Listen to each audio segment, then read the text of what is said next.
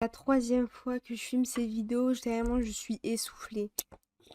Bon, installez-vous, prenez votre café, etc.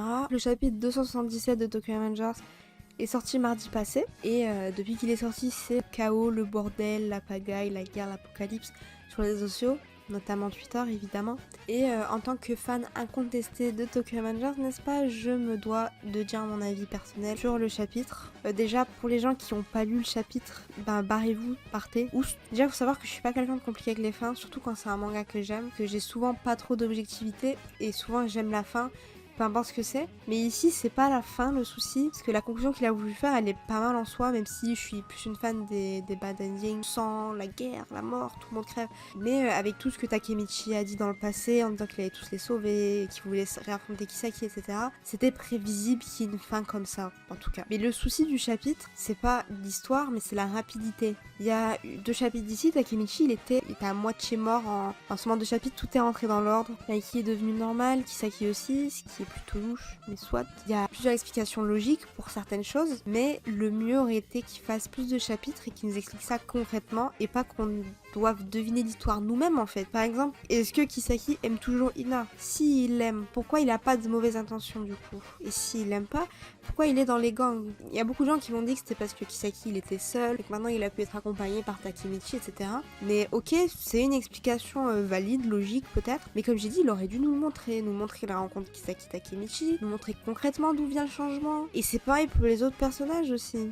Et ça veut aussi dire qu'on saura jamais vraiment ce qu'il a voulu dire à Takemichi avant de crever, mais ça, c'est autre chose. La majorité des personnages préférés de la commu, ils sont de nouveau en vie, mais on a eu aucun dialogue avec eux, on a juste eu quelques cases avec chef de la division, vice-capitaine, nanana, puis on nous dit 11 ans plus tard. Conversation entre Draken et Mikey aurait été cool, une conversation entre Takemichi et Chifuyu aurait été cool, une conversation globale aurait été cool, des retrouvailles auraient été cool. Mikey a revu son frère et sa sœur qui sont morts, c'est pas rien quand même, pleure, fais quelque chose, tombe à genoux.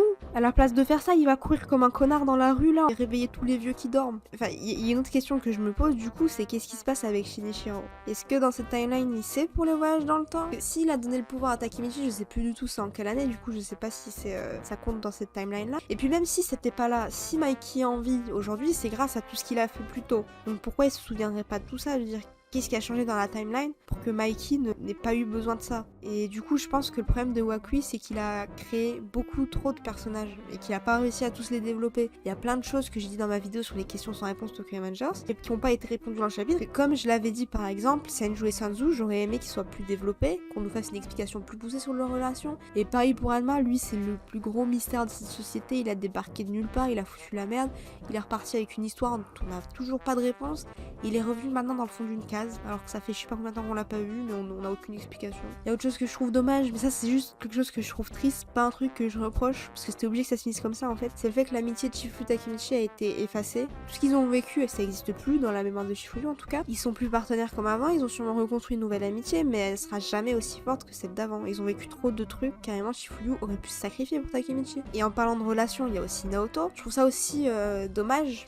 Juste triste, pas mauvaise, comme j'ai dit c'est obligé que ça se termine comme ça, mais c'est triste qu'elle a été mise à zéro aussi, la relation Takemichi-Naoto, même s'ils ont plus trop communiqué ces derniers chapitres, il ne saura jamais qu'il a vraiment aidé sa soeur. C'est peut-être mieux mentalement pour lui en soi, c'est juste triste pour leur amitié au final. Donc tout ça se relie vraiment au fait que Wakui a voulu vite finir son manga et que du coup il nous manque trop de trucs.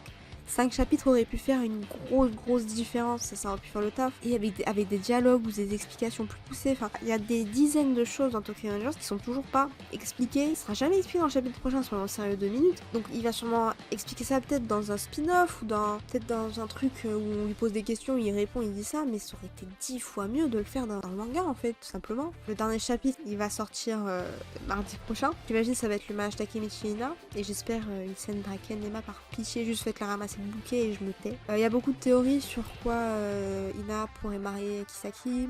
Je sais pas s'il va vraiment oser faire quelque chose alors qu'il reste manque un chapitre. Évidemment, je vais toujours aimer Tokyo Revengers, c'est une œuvre qui m'a trop impacté, c'est mon deuxième manga préféré. Donc je peux pas juste changer d'avis sur l'œuvre juste parce que la fin a été un peu bâclée.